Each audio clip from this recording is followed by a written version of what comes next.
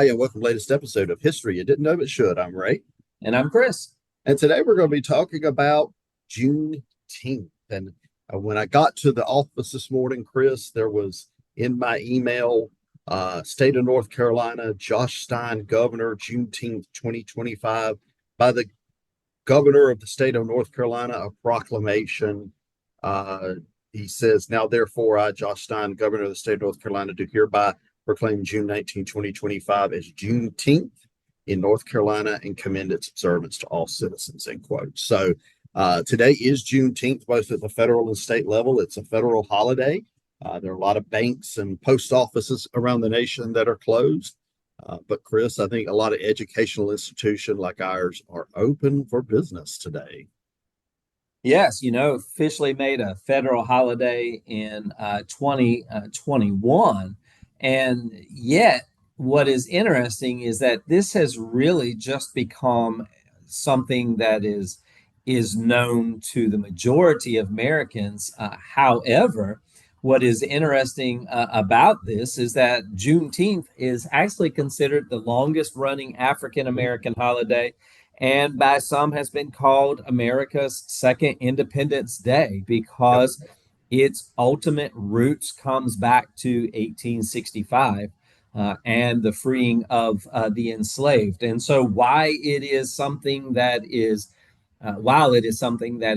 maybe new to being a federal holiday, Ray, this has been something that has been going on for many, many years, and it is worthy of discussion and celebration and as well as observance, because when you put the tagline on it, America's second Independence Day, it really does connotate the importance of individuals being willing to celebrate the removal of that terrible institution, to educate individuals as to society and how we all need to work together to pursue the American dream. And then to make sure that we learn. I mean, our entire podcast is History You Didn't Know But Should. It is our job as individuals to understand these events to make sure that things don't happen again that cause such pain and agony. Yeah, it is an American holiday. So I was looking up the type of ways that people celebrate Juneteenth around the nation. Just like July 4, the first Declaration of Independence, potluck dinners, potluck cookouts, barbecues. I did go to a barbecue for lunch today. That was very good. Baseball game, rodeos, block parties, flag raising ceremonies, displays, and town halls, libraries, schools, post offices, artwork competitions, presentations, community service awards, and all sorts of things like that. So when we think about an American federal holiday, it definitely fits with the way Americans celebrate federal holidays, especially holidays that occur in the spring and summer and maybe even early fall. We go outside to enjoy outdoor events and food. And of course, food, Chris, is a very important part of celebration in almost every culture historically. Yeah, because really it even has its connotations when you think about, Juneteenth is a time of celebration. It is also referred to as a jubilee.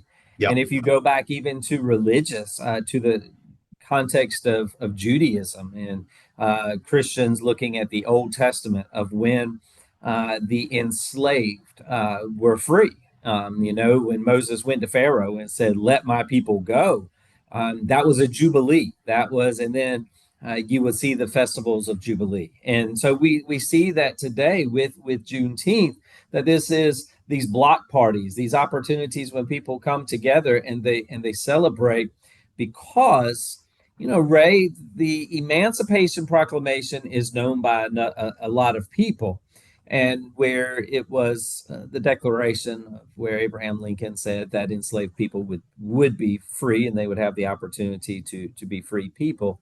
But it took a long time for that to actually gain significance because At the time of the Emancipation Proclamation, many of the Southern states really didn't care what Abraham Lincoln wrote down or what he said because they were in opposition to anything that he did. So even though he declares the Emancipation Proclamation, a lot of people were not, well, not a lot of people, but those Southern plantation owners and those who had slaves were not keen on just simply saying, well, the president said we have to let the people go, so we'll let them go. And so it is this jubilee of when it officially takes place, and we see the ending of slavery, especially in Texas. Yeah, and the Emancipation Proclamation gets limits. That's why it was so important for the Union to win the war. If the Union had lost the war, the Emancipation Proclamation would never have been able to be in effect, except for those Confederate states for which it applied for slaves in those Confederate states. But of course, in order for it to be applied, those Union soldiers had to go in and liberate various areas. Now, our listeners may say, but wasn't slavery ended by the 13th Amendment, which was in 1865? The answer is, well, 1865. The answer is yes. That is what ended the that is what ended the practice of slavery in the United States. But word had to get to people about the proclamation of the Emancipation Proclamation. Word had to get out, and where word got out and where Union would come into a town or city, slaves would rejoice in their freedom. And that's what happened on June 19, 1865, as Union soldiers marched into Texas, specifically Galveston, Texas, to enforce the Emancipation Proclamation. And it's important to, because people say, well, okay, but, what's Galveston got to do with this? What does Texas have to do with this? Because that small mindset of looking at the Civil War makes it think of an East Coast battle, and Mm-hmm. it's kind of we go from Pennsylvania all the way down. However, because of the fighting, because of all of the things that were going on, you think of Sherman's March, you think of the destruction that's taking place down south.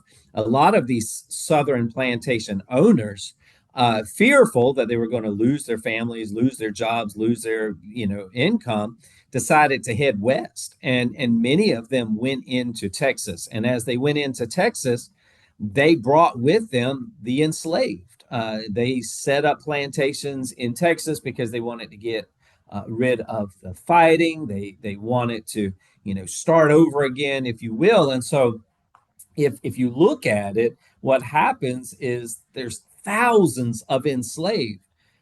I don't know the actual data, but I would probably say there's a significant portion of the enslaved had moved to Texas and outside of the South Carolina and the Alabama. And so when you start seeing the Union troops start moving into Texas, people begin thinking, okay, the reality is that what has been spoken is about to be put into action. And Ray, I cannot even put into words how they must have felt when that decree was given in Galveston, Texas, and that those individuals heard for the first time and actually saw people supporting them, that you who once were enslaved have now been given freedom by the United States of America. And, it created such a powerful moment that you have a Juneteenth plaque that is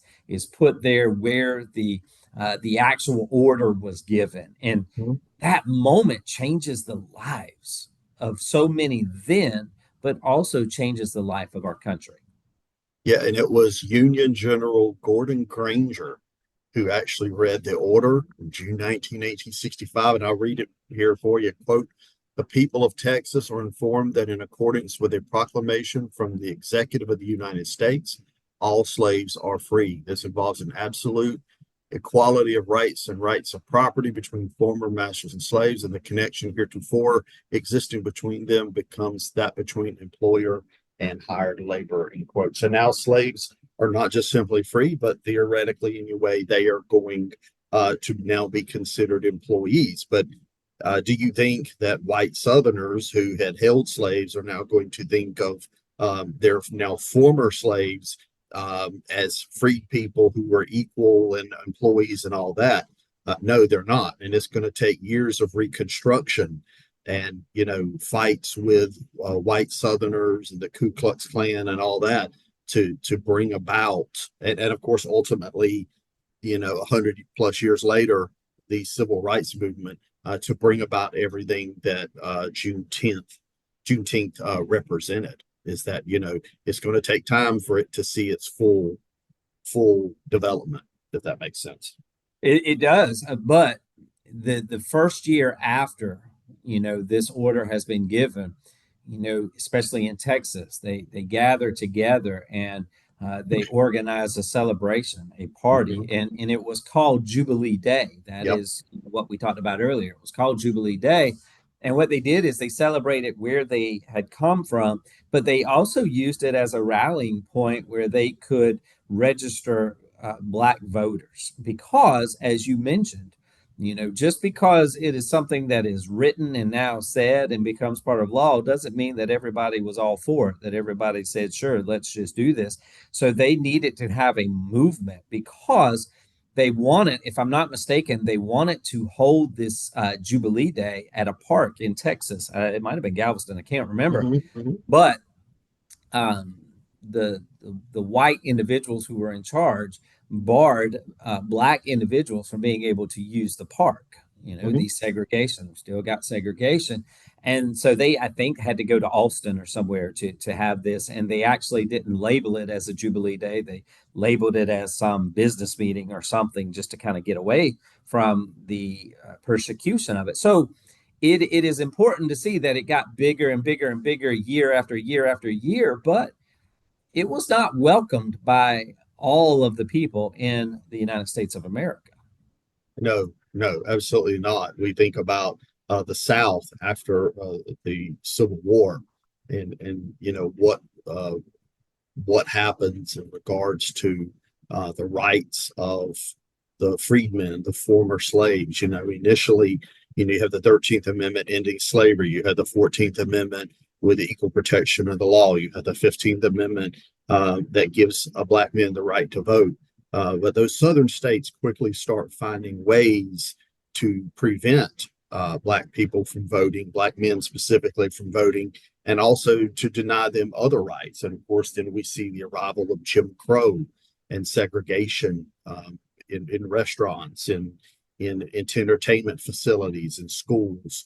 And you have this idea, Plessy v. Ferguson, separate is equal, which it was not equal.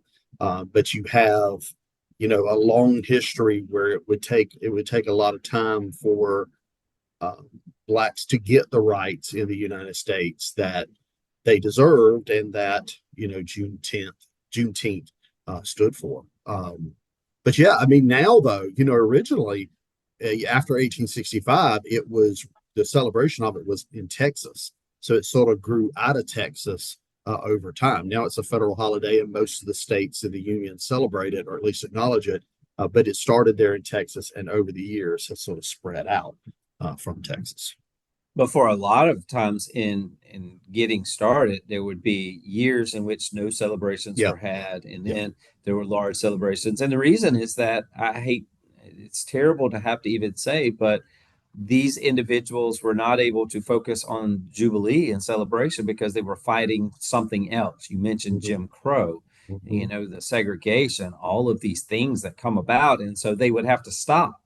You also have the Great Depression that comes in, and Mm-hmm. they have to, that's another area where they have to stop. And, so we see just kind of an ebb and flow that starts to happen. And, I do think that it's interesting. I think it was in 1890 is where you first see the name Juneteenth that starts to make place. It had been called Jubilee, Jamboree, things of that nature, but you start to see the build for Juneteenth come into play. But Ray, it is fascinating to me is that this has been around for so long. However, the struggles that the black individuals have had to experience during this time has not allowed them the ability to celebrate. And I am thankful that it has taken more of a focus now that it is a federal holiday, which basically forces America to say this is something that is important and this is something that's going to be observed, and it does not limit individuals from having to worry about whether or not they can celebrate it. Yeah, I mean, I think it's good if someone says, "Well, what is Juneteenth? Why is Juneteenth on the calendar? What is this Juneteenth about? Why are the banks closed today, etc." They can go to Google or wherever they get their information, and they can look it up and learn a little American history, learn a little African American history, and a little bit about the reasons why something like this has to be celebrated today, and the progress that we've made in the United States, especially since the 1960s. Um, in the area of civil rights and equal rights and equality. But of course, one could argue you could look around now and seeing some of that being threatened yet again by some of the things that are going on right now. I was kind of looking at the states and the first official observance and a paid state holiday for it. And, like Alaska, it became a paid state holiday in 2024. When you start looking at some of the other ones, for instance, Texas basically started in 1980. As far as Yeah. when they did it, and so you start to see all of these things that begin to take place. Virginia was in 2020, but one of the things I thought was interesting is that there is a Juneteenth flag Mm-hmm. that has been created for observance. And I thought that the symbols and the organization of it was really neat because there's a star at the center which Yep. represents Texas, and this is the place where it all began. And then as it moves past, you've got that star, and then what you start to see is that there's this red curve that symbolizes like a horizon, which just shows it's a new era, a new Mm-hmm. beginning for African Americans. And I just find that to be so reassuring for the African American culture to know that yes, you are valued. Mm-hmm. Your history, it was terrible. It was just horrible what took place with slavery. But there's a new horizon that we understand the injustice, and we try to make amends for that in all aspects, of society, and just being able to celebrate that we are hopefully a new nation. We've got a long way to go as far as respecting all cultures, but at least, we are moving along of saying that in America, it is a place that believes in liberty and justice for all citizens. Yeah, absolutely. As the Constitution says, to form a more perfect union, not a perfect union, but a more perfect union that is a union that is evolving to be better and better. And Chris, one thing that's very interesting to me is did you know that Juneteenth is not just celebrated in the United States? It is celebrated in other countries such as Trinidad, Japan, Taiwan, Honduras, Ghana. All these countries join in the United States in celebrating Juneteenth. So it's not just a Texas holiday. It's not just a African American holiday. It's not just an American holiday. In some ways, it's become a global holiday. And I think, as you said, I think that is an absolutely wonderful thing. Yes, it is, and I know we also have to discuss the elephant in the room, if you will, and that is, if when we are recording this, there is a lot of discussion about, they call it DEI, talking Mm-hmm. about diversity and equity and inclusion, and concerns that that is probably being maybe removed or restricted. But I am thankful that this is a federal holiday. It is not going anywhere. It cannot be changed. It cannot be ignored. It cannot be pretended as if it's not happening. That it is today a very important day. It is a day that we should remember. And as the official holiday began, it is a jubilee. It is a jubilee that shows that we as a nation, we can move away from bad things. We can also continue to heal in those times. And so I am thankful that even though there's a lot of talk about different things, and our society is probably more divided today than it's been in a long, long time. And the one thing that cannot be divided about is that, you can't go to the bank on Juneteenth. You're not going to have a court on Juneteenth because it has been recognized as a holiday that is to be observed.